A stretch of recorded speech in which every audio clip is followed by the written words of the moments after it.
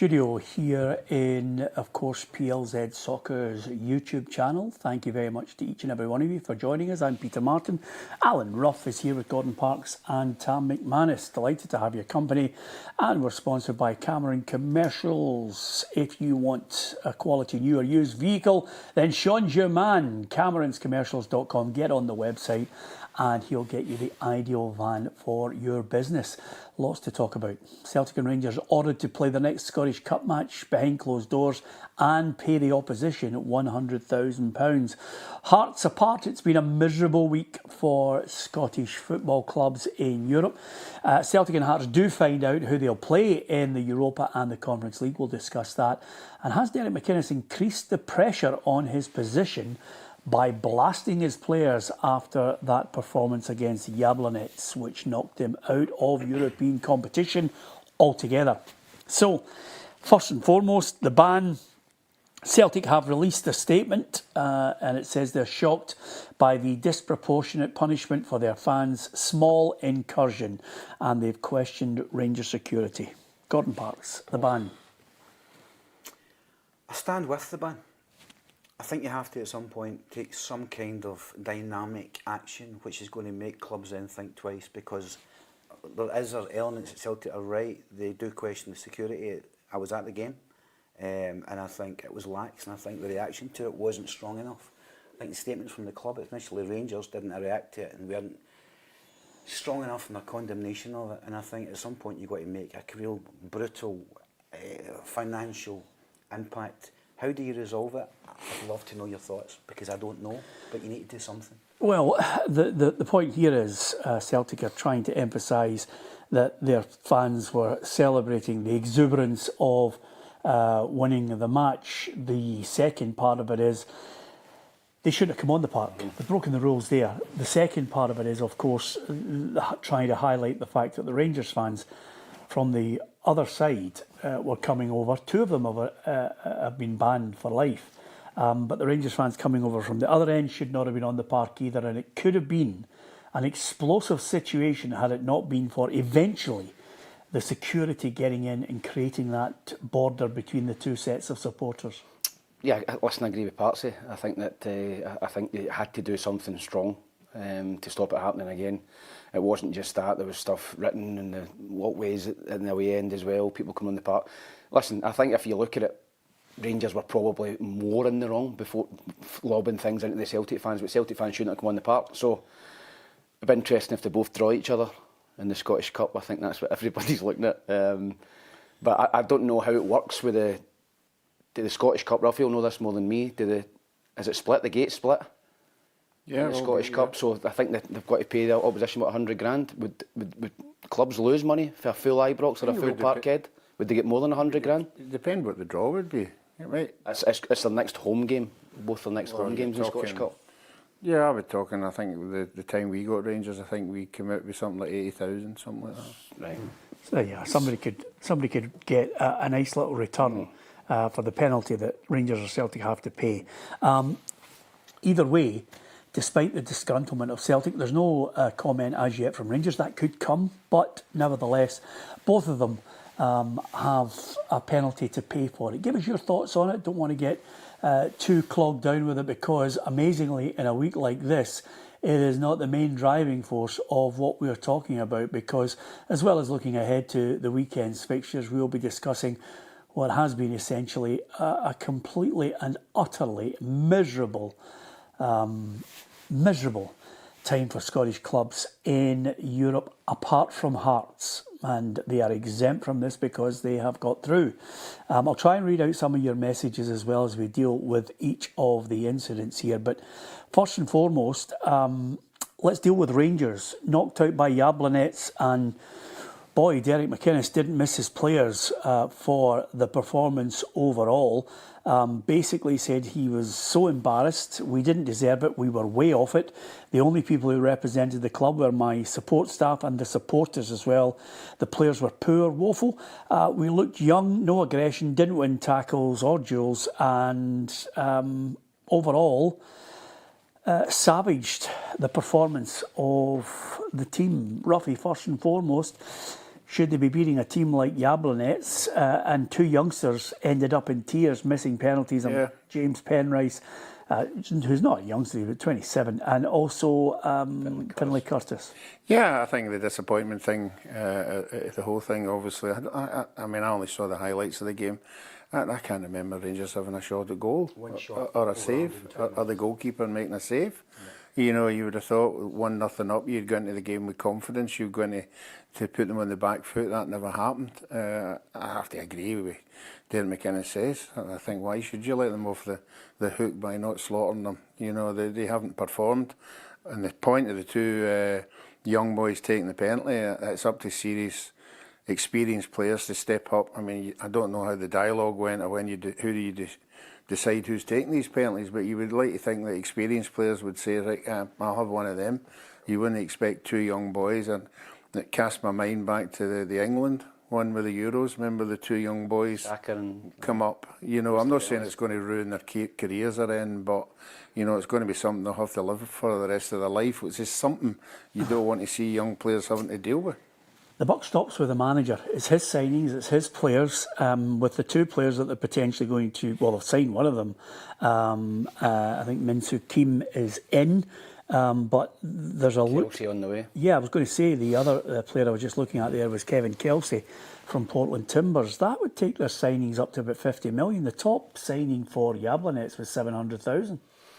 Yeah, and listen, you can't say the manager's not been backed. They're spending a fortune, Rangers. They have spent a fortune. And I think Derek's tried to put an arm around a few players. Initially, when he's first come in, he's tried the carrot, and now he's the sticks out. And when you're no out of August and you're blasting your players, it's not looking good. It's not looking good for Derek. It's not looking good for Rangers at the minute. These players need to come in, hit the ground running. They're two reasonably young players as well, early 20s. It's a big ask for these guys to come in, and Rangers fans will be expecting them to hit the ground running. Sometimes it takes time to settle into Scottish football. And if they don't, then I called it during the week. I just don't see at this minute, looking at that Rangers team, them beating anybody at the minute. You said that. I don't see them. I don't see any cohesion in their team. I don't see what sort of team they are. He keeps changing the formation. He's changing the players. He doesn't know his best team. Time's running out for Derek at Rangers at the minute. They need to start winning games. And they've got a double header coming up. They've obviously got a tough game, Aberdeen on Sunday. Yeah, time's running out for them. It's not about quality with Rangers. Something stinks throughout the club. There's a cultural element where players are not prepared to put themselves in the line. There's no courage within it. There's no responsibility. There's no authority. We've been watching it now for months. It's self-evident, and we called it last week. What would it require to go and win that game? Character. It's a team that lacks character. Cohesion. Style of play. Some hit, mitch, match. Listen, it's so telling that the two young boys put their hand up to hit the penalty kicks. Because the older players abdicate responsibility. Not me. I don't want involved. I don't want the blame. One shot in target in 120 minutes. Mortifying, Derek's words. Derek's words, 100% right. It was mortifying watching it for anybody that likes Scottish football. That was an abomination, and all it was an absolute coming together of a team. It's got no character, no gut, nobody prepared to go and sweat for the cause. The same problems we've been talking about for weeks. The thing with no character and that, when all these signings come in, they were talked up to the heavens. They told us all why they'd bought them, you know, where they'd got them, what he'd done. He's justifying 4 million, he's justifying 3 million. They're not doing it. In this day and age, you know, we keep hearing about you don't just sign a player for his ability, you look at his background, you look at who he is and what he is, and that doesn't seem to work at Rangers. Ruffy, the manager's bailed out on the squad. He bailed out last night on me. The ramifications for what he said will have deep impact without certain players that have given him nothing back. I mean, Derek's a good manager. He knows what the breaking point is, and last night was a breaking point.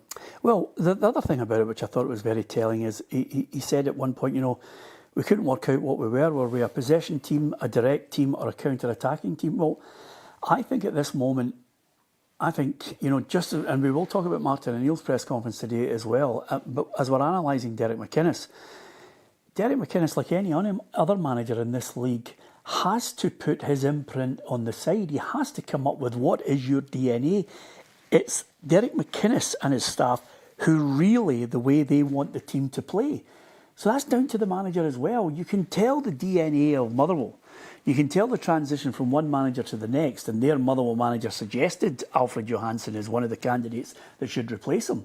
So Derek has to put his imprint on that side and ask them to play a certain way, but I don't know what that imprint is at the moment. Or are they so pig-headed that they're deciding not to go with the manager's wishes? Are they not capable of doing it? Yeah, listen, he's went for 4-4-2, he started off with 4-4-2, then he's played 4-3-3 with two wide players in the dairy through the middle. He's chopping and changing the system. They're signing, it's like a scattergun approach, they're just signing players for all the place. I don't know what the strategy is at Rangers at the minute. They're spending a lot of money, the guys coming in are taking their time to settle into the club, and yeah, you're right, I look at that Rangers team at the minute, the last couple of games, I'm looking and go, I don't know what they're trying to do. I don't see the style. Are they a high pressing team? Are they a counter attacking team? If you're going high press and you're playing two boys wide, fundamentally wingers, right? You need a midfield then that's going to give them the ball. Rangers' biggest problem is they don't have an architect. There's nobody there with any panache, somebody prepared to go and run the game for them. There's nobody on the sidelines either. I mean, is it a Diamandi or is it a sell Raskin and get somebody in to replace him? Who is that person? Because the other thing about it, and let's be blunt about this, I mean, even when you're listening to Lewis Ferguson's father, Derek Ferguson, saying that he was open to joining Rangers, get the money out and go and sign him, I don't think Lewis Ferguson is the man to actually go and dictate a team and how they play. You know, Lewis Ferguson is not that type of player. He's not been that type of player for Scotland. He is a high-energy player. He is a player who'll break up play. Rangers have already got. He's got a barrel load of them, but I don't know. So I don't know if there's been a clear strategy to say, listen, this is how we're going to set up. We're going to be difficult to beat at the back, which is a glaring problem for them. They haven't solved that problem. So the back four's a problem. There's nobody in the middle who's creative. They've got a real problem in the wings because they can't get the service into a captain who the fans are slaughtering now. I mean, Lawrence Shanklin can't even get a game in the team, and Cammy Devlin's nowhere to be seen. So this whole scattergun approach to the signing better get itself sorted out, Ruffy, because as I look at it right now, Aberdeen, Falkirk away, Motherwell and St Mirren at home, and then a double header in the Cup and then in the league against Celtic. That, for me, means that Derek could be facing people calling for his head by mid-September. Yeah, Tam's right. You know, it's winning games is the only thing that will take the pressure off, you know, and that starts at the weekend. Again, if it doesn't happen, you know, it'll just get bigger and bigger and it'll get worse and worse as the day goes on. So he'll know. You know, I don't get the modern day, but, you know, they don't know where they're going, 4-4-2, 4-3-3, 2-5-3. You've got Monday to Friday to sort that out.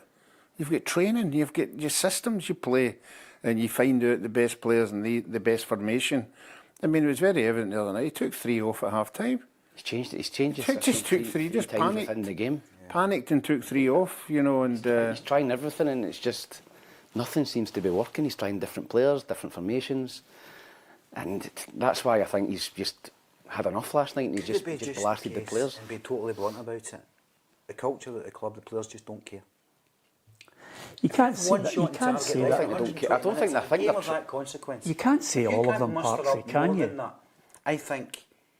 They're not trying for the manager. I don't think there was. I watched the game. Rangers fans watched the game. It's as bad as it's ever been. If you can only muster up one shot on target, have no moments of creativity, no moments of class, no moments of urgency, no real desire to go, for the fans that have travelled, to go, show a bit of heart. If you don't have that, you don't care. Is it as bad as it's ever been on the basis that, quite simply, we are still early in the season, Gordon, and you're talking about a team, you're talking about a group that haven't really had success over a long period of time. It's been sporadic title wins. Rangers fans clamouring and craving the Steven Gerrard area, which still leaves me utterly bemused. But craving something other than what they're watching over the last 5 years, which was pre-Derek McInnes as well. And remember now, you don't have a board where everybody's like going into a bar all completely and utterly pissed, punching each other, looking for power. It's a one board who's dictating everything now. I just wonder how they get themselves out of this mess. And I'm loath to say it. I've consistently said over a period of time on this programme, managers deserve time, but not at Celtic and Rangers. I just look at it right now and I'm saying to myself, you cannot be out of it in mid-September. You can't be any further back than 5 points or suddenly... Possible about 4 competitions already. 2 European competitions, the League Cup and out the league running. Likely to be. Yeah, I mean, That's the problem. Because there's September. a comfort that operates, a comfort within that dressing room at Rangers. Players are not prepared to go the extra yard. And that's where you find yourself. Not over the last couple of months, over the last few years and beyond. But surely that's up to whoever's identifying these players. I mean, I've said it all along. It absolutely amazes me how they identify players to come to the clubs. I know they've got agents, I know they've got videos, they've got, analysis and all that, but whoever's bringing these players and identifying these players, needs to have a serious look at themselves, because if you've said they don't seem to get it, I mean, say it was you, I don't care who you were playing for, say you were identified as a signing and they're going to play 5 million for you. As soon as I walk into that building, I'm a £5 million player. I'm playing in front of 50,000 people. Yeah, I'm going to make sure I'm going to be a success here. Can I just say something to you, and I don't know if you agree with me on this, Tam. I don't know right now if we can determine whether the signings are bad or the manager just hasn't been clear on what style he wants them to play in. Do you follow me? Because you've had a Stuart Kettlewell at Motherwell who came in and basically people weren't happy with the way that they played football, going down the channels, the style of play. It was erratic to say the least.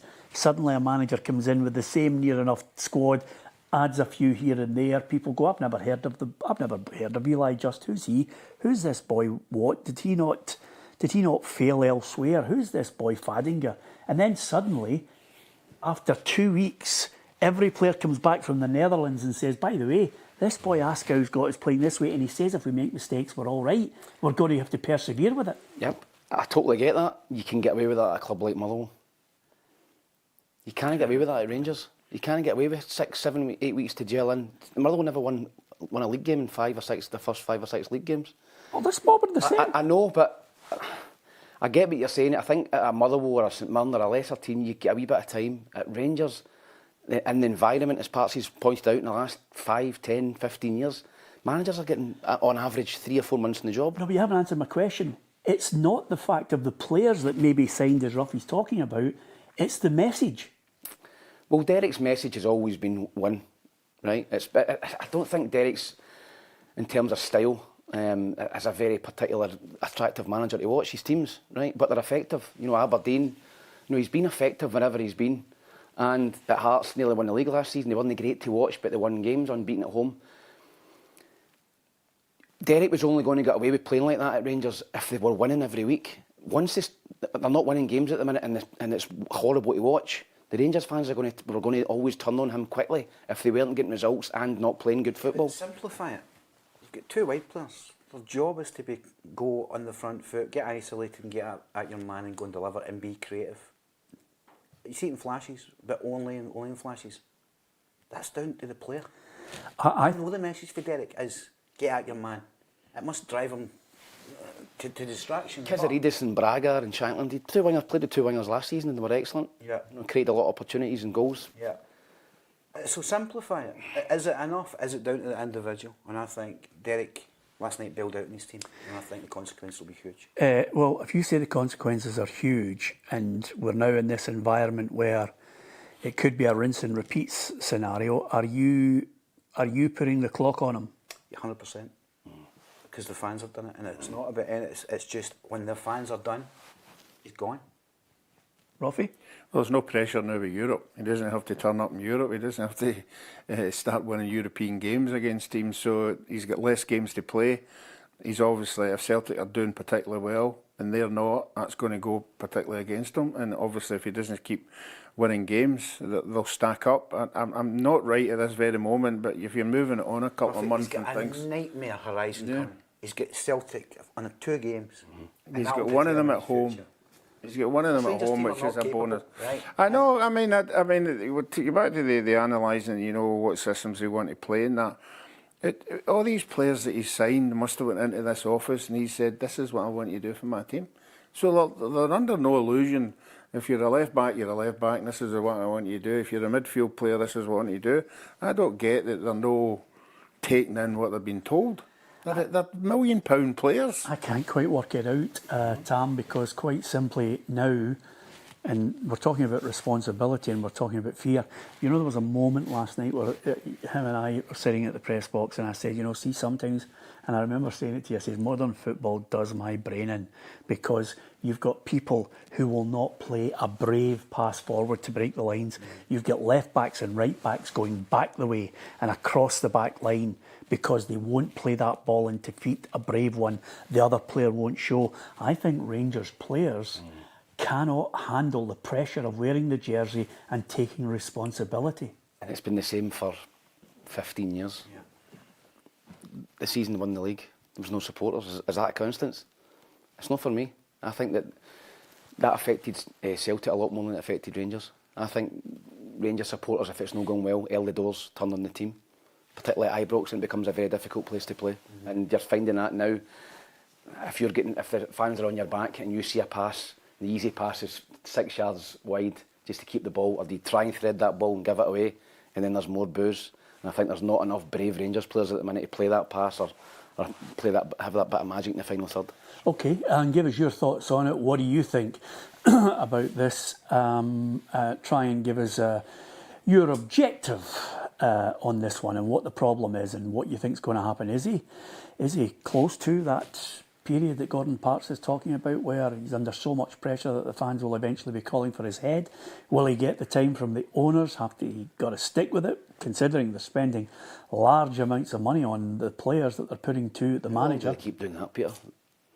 Well, how much money are these 49ers putting into Rangers? And they've got no European football. I think group football for the first time in 9 years. You know, they're going to spend another 20 million in 2 players. They can't keep doing it indefinitely.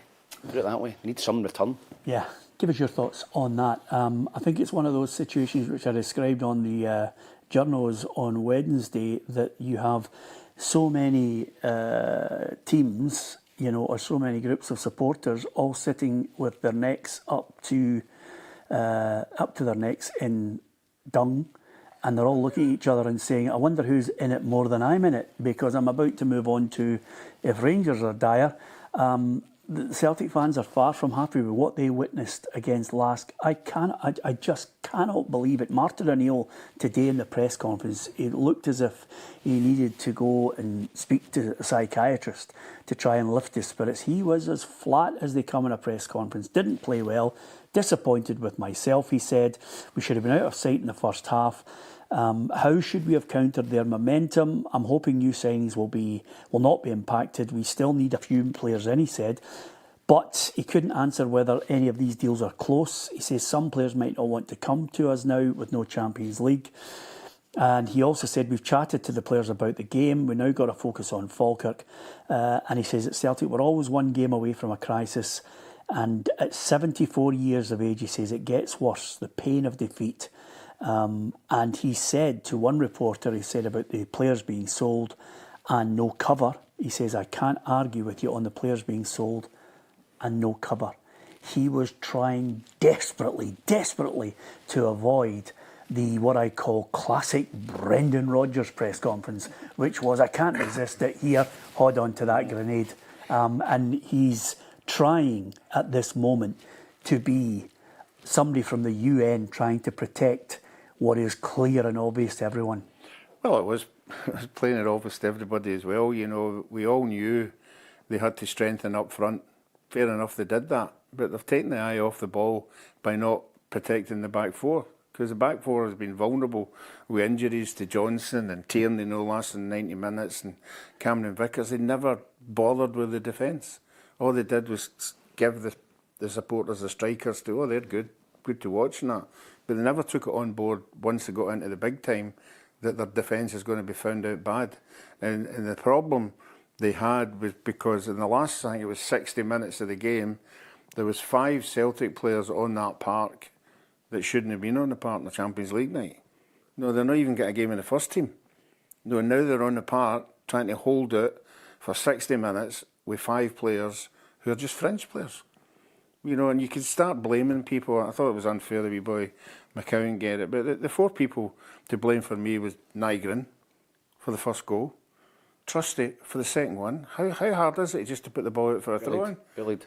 I know, but you can just put it out for a throw-in. He's saying he was bullied. Yeah, right. Obviously, McCowan, you know, for that goal.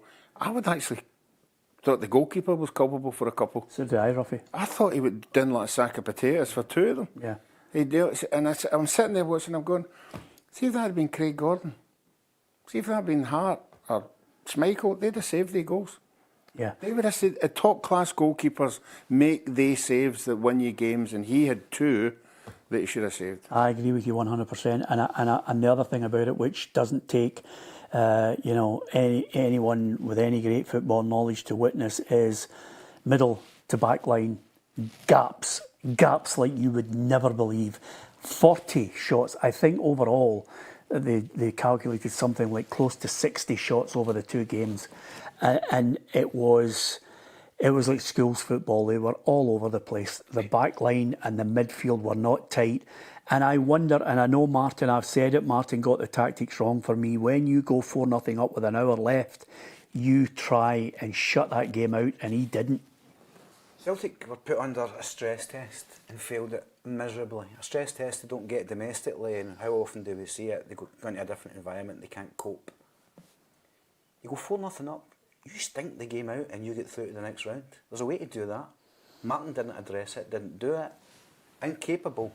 Personnel was a problem, but you go and you stink that game out. But they don't have the ball should have been shelled in the corner, right? You forget putting your players under pressure. Unnecessary. The game is won. How that message doesn't go in the park is beyond me.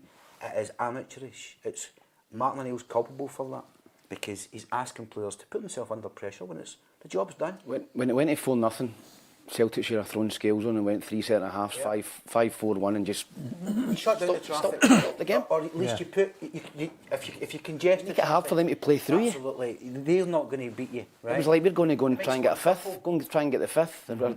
Just go 4-5-1. But Celtic don't the game out. Celtic don't have a player like Parky's talking about. They don't have a Neil Lennon. They don't have a Scott. They don't have a Scott Brown. Yeah, but they had time to get one, Ruffy. Yeah, but of course they did. We've already said that. I mean, I don't know in the right. How many Celtic players get booked that night for hitting somebody, or putting a tackle in, or stopping the best player playing? I don't remember anybody putting their foot in anywhere. Yeah. You know, it was all sort of tippy-tappy, you know, and getting brushed off the ball. They don't have that. Correct me again if I'm wrong. Did Martin not used to play with 2 defensive midfielders? Yes, 3-5-2. Just in front to protect the back. The back 4. They used to have 2 in there that protected it. But listen, you can talk about, I don't know why everybody's pussyfooting around this. You can talk about it all you want. There was questions that Chris Sutton raised about would his legacy be tarnished. It is tarnished this time around because, quite simply, he's being exposed to something he hasn't been exposed to before. When he came in 2000, Martin ruled the roost. Martin was at the top of his game. He was a top-drawer manager where countless clubs were after him. He was able to go in and say, I will dictate what happens at this club at every level. He had his tentacles everywhere. This is a man who's come in at 74, 6 years out of the game, hasn't been in the hotbed of how Celtic run their football club now. And the power is no longer there. And the board are to blame for this situation because they left him exposed, as they have previous managers. This is not a 1-year thing. This is a 23-year strategy, which basically only now and then does a manager buck the trend. Brendan Rodgers' first time around eventually comes a cropper once out. Ange Postecoglou bucked the trend, and then eventually he could see his pathway to the English Premier League. Brendan Rodgers, history repeating itself. This is the board, this is their strategy. Suck it up, and if you don't like it, out the door. Martin is boxed in now with nowhere to go, and he's going to have to sit in, even when he's gone through a very difficult period where he was not well. He was thrust back in too quickly for me, and he's in there having to deal with Coulda, shoulda, interested, didn't want to come. All the usual spin that you get from this board. It's the board's to blame. Martin has to take accountability for getting the tactics wrong, but he's got players in there that everybody can see. Celtic's back line was woeful. Last week, Cameron Carter-Vickers looked as if he was towing a caravan chasing their front line, and he's injury prone. Tierney can't finish a game. Austin Trusty's not up to that level. Liam Scales isn't a fan's favourite. Right back, they've got Colby Donovan and Anthony Ralston, because the half-decent one that had a good World Cup is injured. Need I say more? It's blatantly obvious. So Celtic have got the best manager in the world for deflection. He's a politician. He's so clever. He's in the best mates way. Dermot is in a position where he will be perfect to deflect all that. But I also think, if you go back to when they went 4-0 up... He's culpable. I don't think you can blame the board for that. It's him, right? It's him. He did not address... He completely went about things the wrong way. It's on him. He's been out of the game for too long at that level. It was so naive. But his press conference today, political, protecting. So you can talk about the board and you're right, but every word you said there is true. But Martin O'Neill's in there because he's so good at the political element and he manages to camouflage the bold realities which you've just spelled out. And can I tell you something? And I'm telling you this for a fact. He's not best mates with Dermot Desmond. I am telling you that for a fact. If you think there's a constant stream of conversations between them, you're wrong. I am telling you for a fact they're not best mates. He is an employee of Celtic Football Club with a great legacy, and he's a legend according to the Celtic fans. He got it wrong in that game. But over and above that, if you do not have the players that you've been bleating on about for weeks, Tam, get them in. We need quality. The back line's not good enough. I need this player, I need that player. And what does Celtic do? They revert to their usual tactic. Sell one of the players who basically might actually get you the scrape through that you require. Sell him, but don't replace him. Sell Kyogo in the middle of the game against Bayern Munich before they kick the ball against Bayern Munich in the Allianz Arena. Don't replace him. It's the same recurring theme all the time.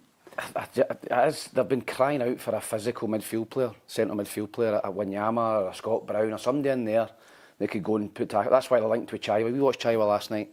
I think Chaiwa would get a game for Celtic. And beside Callum McGregor, he covers the ground, he breaks things up, he's physical, he's got a great engine. Somebody like that is Celtic are crying out for that in the middle. They're too lightweight and they're easy to play through. You've got Nygren who wants to go forward. The wee boy Bauer is neat and tidy, not physical, small. Callum McGregor's never been a physical player. They got absolutely bullied in the middle of the park, and that's where it went wrong. Right. That's where I thought he should have went. As soon as he went 4-0 up, Scales on, back three, 5 at the back, 4 in the midfield, Hawk up, who up front, and see the game out. This is a Celtic midfield that were waving the cavalry forward. The opposition. Ruffy's right. Somebody go and smash somebody and put a message out there. Because it matters. This is the money. Who's going to smash them in that midfield? Personnel, you're right. Got one. Well, that's the board's fault. So, again, you're right. Get the players in. That press conference today, Martin O'Neill's 74. He's got nothing to lose.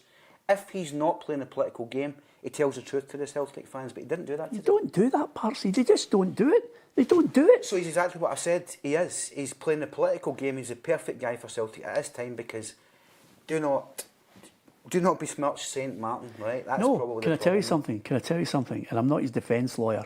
He's pulled off the miracle of all miracles last season when they had another botched job with Wilfred Nancy. And even then, in his first stint, he wasn't on a communication line to Dermot Desmond. Well done for getting a late result against St Mirren. No calls. So he goes away, and then all of a sudden, when Nancy's blown it, and he comes again to retrieve a situation where many people thought Hearts can still win the league. I thought Hearts were going to win the league. So he pulls off a miracle double. And he's in this situation where he has said, you have to look at the evidence. Press conference after press conference. Are you getting a player? Is this player coming in? Is that player coming in? What do they do? If I highlight to you Sir Matt Busby, Bill Shankly, Brian Clough, Bob Paisley, Jock Stein, Jock Wallace, Graham Souness, first time at Rangers. What do they do? What do they do immediately when they come in? It's not a rocket scientist. You buy a good goalkeeper, you buy 2 centre-halves, you make sure you're difficult to beat, then you can add the sprinkling of gold dust. Go and read Patrick Bartley's book on Sir Matt Busby. Go and read on what Sir Alex Ferguson did at Aberdeen. It does not take a rocket scientist to work it out. The board have left him exposed, and he's in one game where he's been absolutely battered. Yeah. And by the way, see at 88 minutes, I was sitting in the game going, I wonder when the goal's coming. Because they're rank rotten. Not to belittle that magnificent achievement last season, he absolutely did. He dragged Celtic over the line and cajoled everything within that. But the biggest problem is, he got appointed permanent manager at Celtic. He's got no contact book. He's a bygone manager. You go and recruit the contacts, you know agents, you know what it's about, you're steeped in that. Modern day successful managers have a contact base. Celtic don't have that in Martin. Martin doesn't know who's there. This is an appointment problem. Gordon, do you want me to tell you something? I'm going to disagree with you on that because of a number of issues here. The game has changed, yes, but the game has changed and managers now don't pick every player that walks into the building, Tam. They don't. They get players, they sit down in meetings and say, listen, this is what we need. Can you get them within the price range? And the scouting network and the recruitment in any club says, right, we'll try and get you this guy for 5 million because this is the budgets we're dealing in. We'll try and get you your left back for 2. If you're in the English Premier League, we'll pay 40 million for him, we'll pay 50 million for him. But a lot of managers don't see the players, don't actually get to the point of saying, by the way, it's Thursday night, I think I'll nip out and watch this guy. That's the biggest problem then, isn't it? Eh? That's where the problem lies. lies. The game's changed, Ruffy. A lot of coaches now have to go and say, in comes the left back. They have the knowledge of who's available. Do you not think Fotheringham and Maloney are doing a lot of that then? I know Fotheringham is doing a lot of that, but the manager... Mika Bauer, I would suggest he's a Fotheringham. Yes. In the Bundesliga. Yeah. But the manager has to be relevant to the time. He came in and his personality and weight of personality did for Celtic. And another thing, Celtic winning the league was great. It just papered over the cracks. Everybody papered over the cracks. That's every maybe year. In the long run, it would have been better for Celtic. That's every year that Rangers are on the challenges. Then change would have happened. Yeah. You know, we're so far ahead. We just won a double. We don't need to do this. We don't. And then you go into Europe with the expectation. You forget you're coming up against far, far better teams than you're playing. Yeah. Somebody said to you, Celtic need a director of football to oversee transfer activity, just like every other big club. And, of course, Kenny says Celtic have been praised for signing players and making money in the past. Well, you know, Kenny, they've certainly, as a business, are beyond the criticism if you're looking at it as an accountant, because they're balancing the books. They've signed 4 players, by the way. They're still in a profit situation. They haven't spent any money of the 77 million plus that's in the bank. They've sold 16 players out the door. Undoubtedly, a couple more will go, and then they'll try and bring in, 1, 2, 3, who, you know, and then we're still to get the other big excuse coming out from them.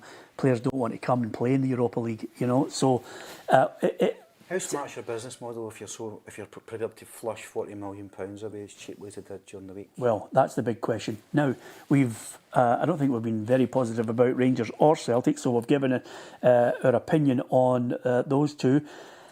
So, let's briefly, are Motherwell exempt from this? Because quite simply, you know, who expected them to beat Freiburg? No one, and I think they've acquitted themselves really well over the 2 legs. I think they've obviously lost a man in both legs after about an hour, 70 minutes, which hasn't helped. Nobody expected Motherwell to go through. You know, Freiburg got to the Europa League final. They spent £80 million.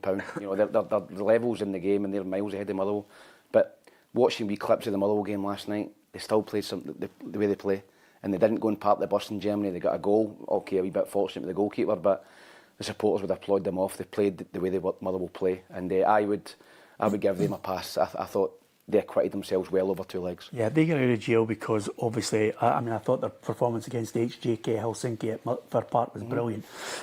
So they're out of it. Hibs, Ruffy, how to snatch defeat from victory? I know, and you look at the game, you two were there, you know, for me, looking at it, 20-25 minutes, one-way traffic. I thought they were doing particularly well. They got the goal, they lifted the stadium. Oh, it was a horrible goal to lose. A horrible goal. One header. The one header, I think the defender, but they'd won at the back. 1-on-1. They enticed, Megoma. you know, they enticed it. Megoma, sorry. No, 1 against 1. You know, I wouldn't blame the boy scoring the own goal. I think he tried to slide in and Well, he was going to slide tap in. it in anyway. He was coming back, so I don't think he's there to blame. But there were chances before that, you know, for them to get it. But to lose a game as a footballer, to lose a game of that magnitude, the way they lost it, must have been devastating. There's no excuses for me, Gordon, because you know, it's happened again to Hibs. The other aspect of it, one Hibs fan sent out a tweet. I don't know if you saw it, Tam, but he said, you know, over the piece, Hibs 18 times under David Gray have thrown away an advantage in the final 15 minutes. 6 of those have been in 2026.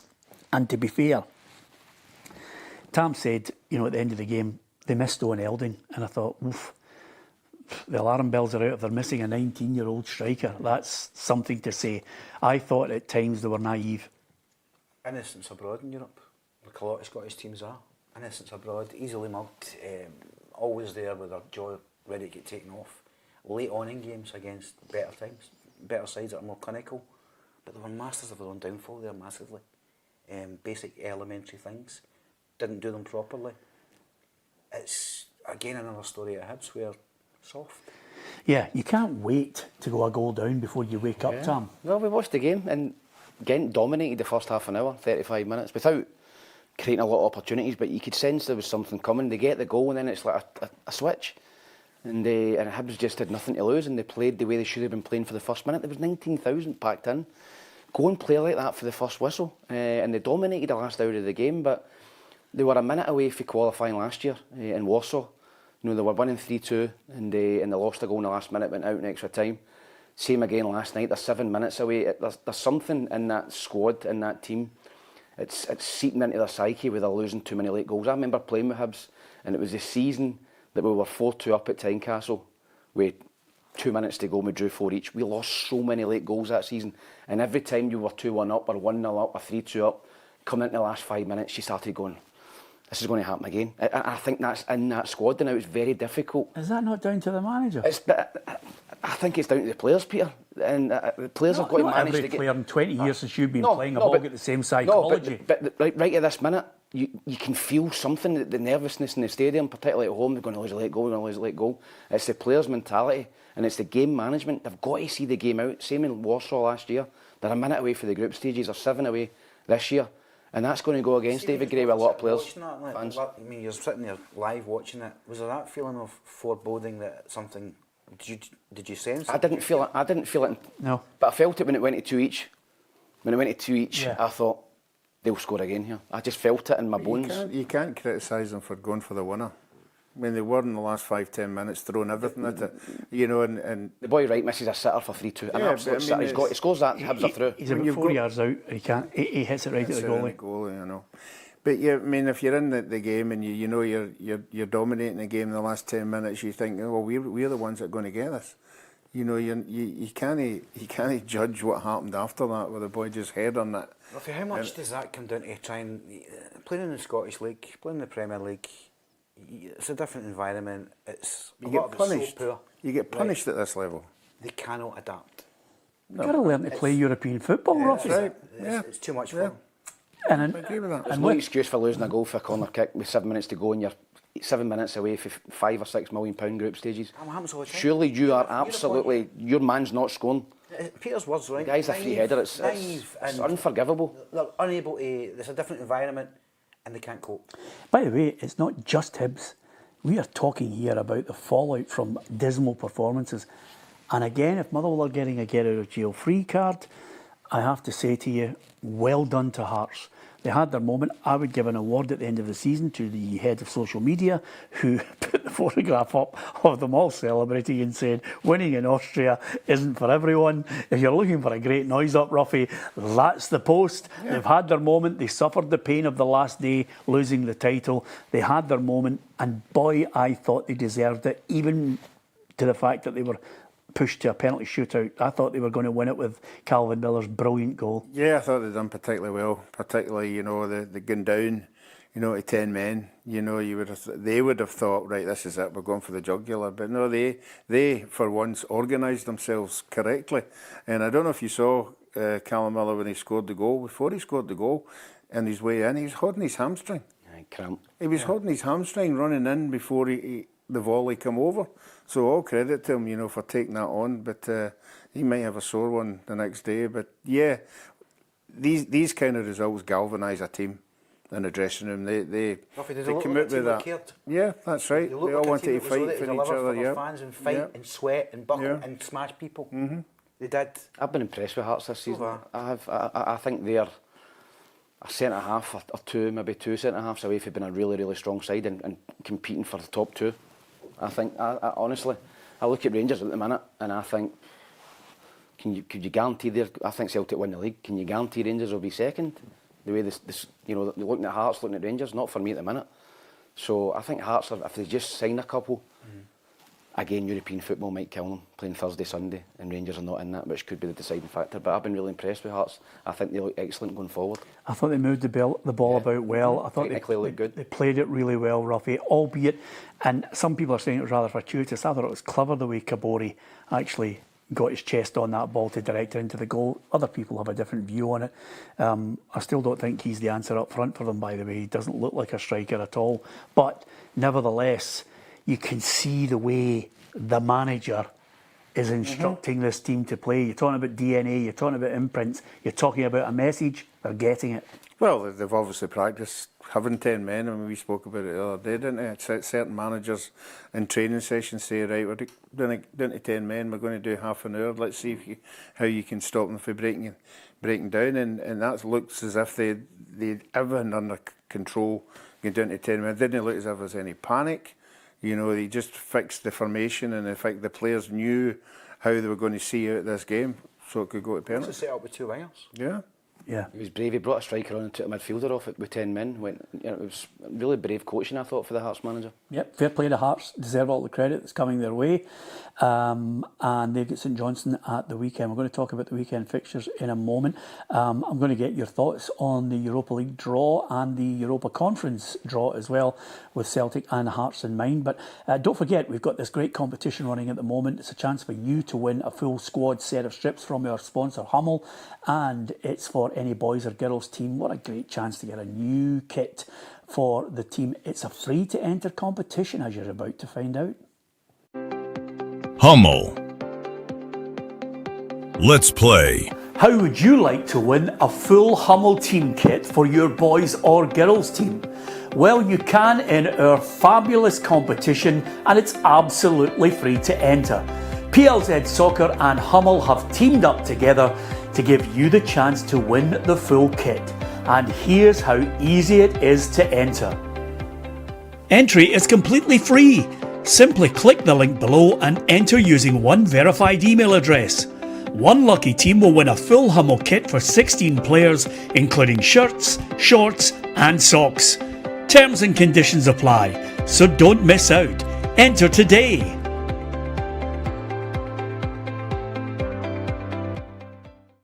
Yeah, well worthy of entering that competition. Make sure you put your details in and you're in the draw, and we'll pick out one lucky winner. And we've also got a special discount. If you don't win the competition, we will give you the chance to order a kit with a special PLZ discount too. So it's well worth getting involved in that. Celtic have drawn Marseille at home, Benfica away, Ferencváros at home, Union Saint-Gilloise away, Celta Vigo at home, that brings back memories, Omonia away, Besiktas at home, Terence away, and these will take place mid-September, mid-October and November, early and late November, and it'll stretch all the way to December and the 28th of January.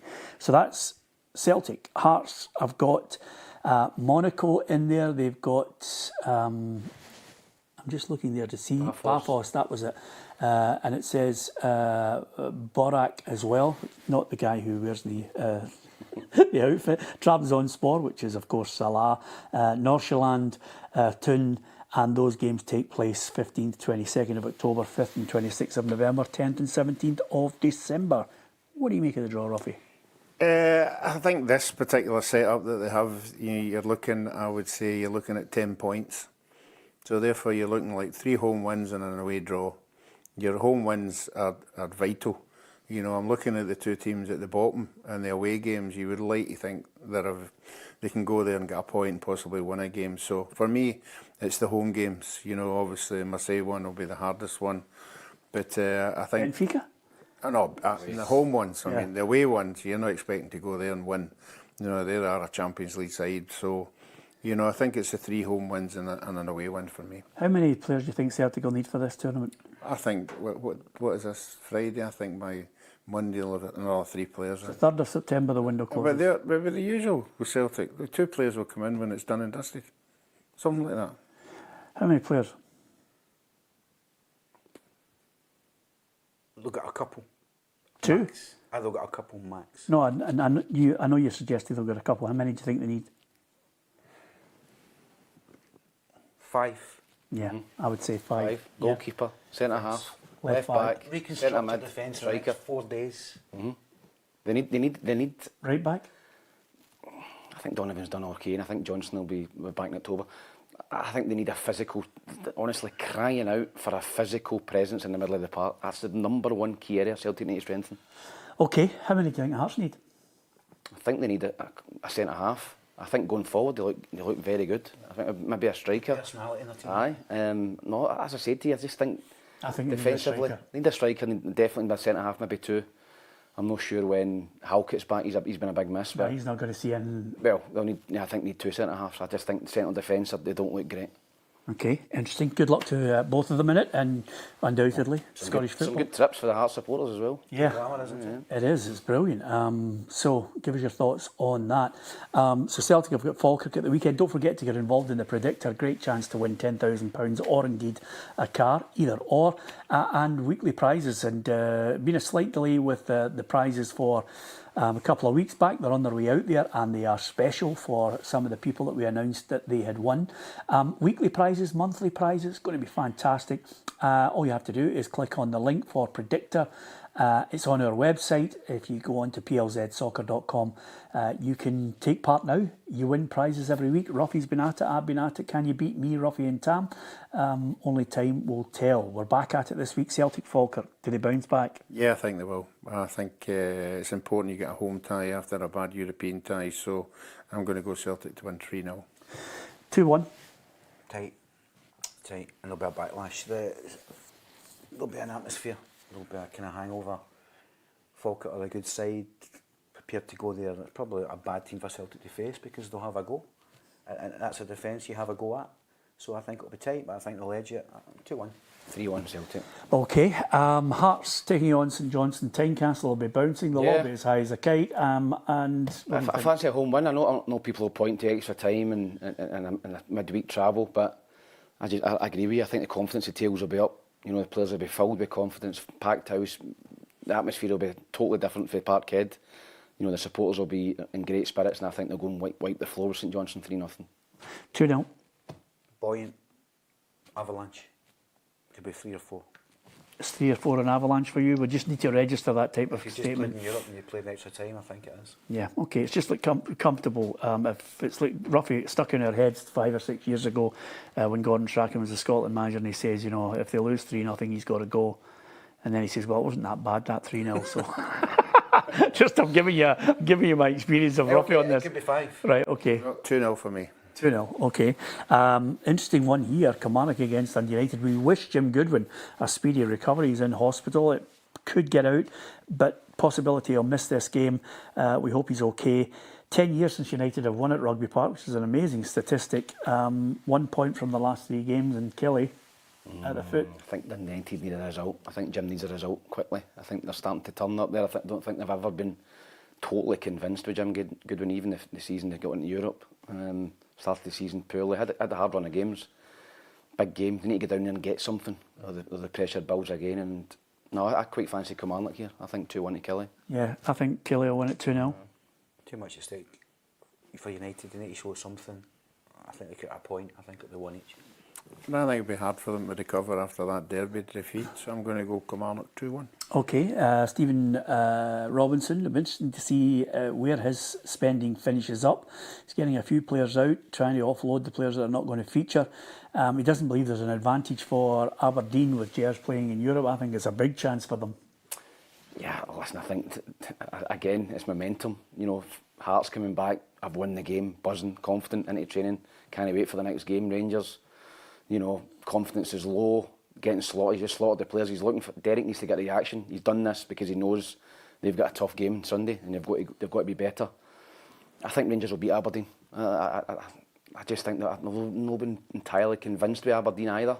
I think it will be quite a battle, and I think that'll maybe suit Rangers, but I'll go Rangers narrowly, 2-1. Okay, I'm going to go 1-1, Parks. I think it's going to be a draw. It's not often I say this, but if it goes to a battle, Rangers lose that game. If Derek goes with the players that have shown time and time again they don't have the character to go and deliver when it matters, when they're required to go the extra yard, Aberdeen will beat them. I think the unfortunate thing for Aberdeen is they don't know where the Rangers team will be. They'll not know until that team sheet comes through the door, and I don't think Derek McInnes will know either, so I'm going to go 1 each as well. I don't think Rangers are up for the fight. Yeah, what's your prediction again? I think Aberdeen beat them 1-0. Listen, Derek has the opportunity to go and identify players that are there for him, but I think he bailed out on them, and I think the consequences are going to be huge, and this will be one of them. I think they'll get beat. Okay, Dundee against Hibs, brilliant line from Stephen Presley, just saying, you know, Hibs are under the radar, you know, they really deserve a bit of credit. Suddenly, Dundee have signed Matai Akimbo, Akimbinoni. I wish I could have pronounced it. It was difficult at the best of times, but he's got a loanee from Bournemouth, and he's slowly but surely just adding to the quality that we've already witnessed from him. Again, Hibs have lost in a devastating fashion. You know, come in the day. It takes a lot of lifting. You know, I've been in that situation before. When you lose big games, and it takes a lot of lifting the players. Dundee buoyant after last week. You know, beating Dundee United. What I would say is David Gray's got issues now. He's got Dundee away. He's got Hearts at home. Can't afford to lose both of the games. But I think Hibs will get enough to scrape a draw up there, 1 each. Tom. If David Gray loses the next 2 games, he's under pressure again. Tom. It's incredible. It's a hokey-cokey. I get that, but Tom, you are unbelievable. By the way, it's weird because if Hibs see that game out last night and then win the next 2, he maybe gets a new contract. Yeah, it's unbelievable. How can you imagine Tom was your chief executive? You wouldn't get into September. Honestly, he's got Derek McInnes on the edge of a cliff, and now suddenly it could be even worse for David Gray. I think Dundee are going to win 2-1. I'll go with that, 100%. Yeah, I think Hibs are fragile. Yeah. 2-1. St Mirren against Motherwell. Saints have lost to Dunfermline and Rangers in the League Cup, but they're third in the table. Good start, and I think they'll be happy. Defence 1 each. Yeah? Yeah, I'll go with that as well, 1 each. Yeah, I'm going to go for the draw. I think there'll be a lot of goals in this game. I'm going to go for 3 each. 3 each? Right, so we're all going for a draw in that. Thank you so much to so many of you who have obviously offered your tuppence worth on how it's all going to play out. Give us your thoughts on some of the comments we've made regarding, well, the shambles that is Scottish football. By the way, we're not too far away from a summit where the SPFL clubs will talk to the SFA and try and come up with a blueprint that gets us back on track. But on the evidence of this week, some boards, some chief executives, some recruitment people, some directors of football, and a lot of players will need to take a hard look at themselves and see how they can contribute to it. This is not just about one club here, one club there. This is a collective for the benefit of our entire game. And I wonder how many people will head to that summit with self-interest at the core of the way they conduct their business. It can't happen.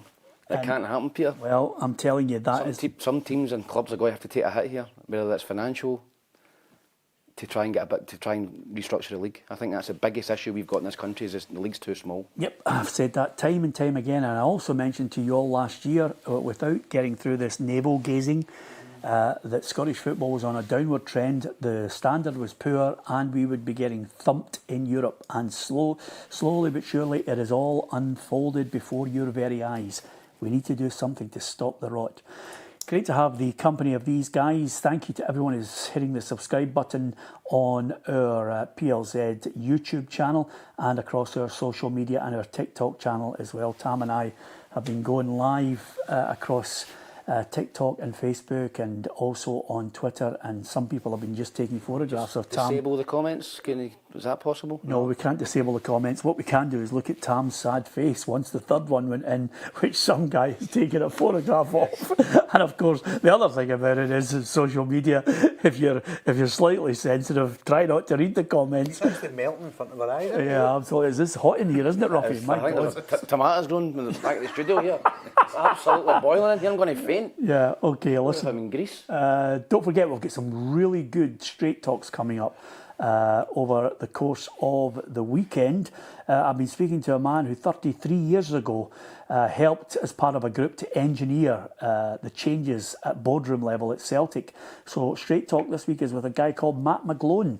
Very interesting stuff that he was talking about over the course of the hour. Really good chat. Hopefully you'll enjoy that. From Ruffy, from Gordon Parks, from Tam McManus, who's sweltering at the moment, and from myself, Peter Martin. Thank you for listening. Thank you. Well, at least Ruffy hasn't taken the shorts off. Count your blessings. Thank you. Have a great weekend.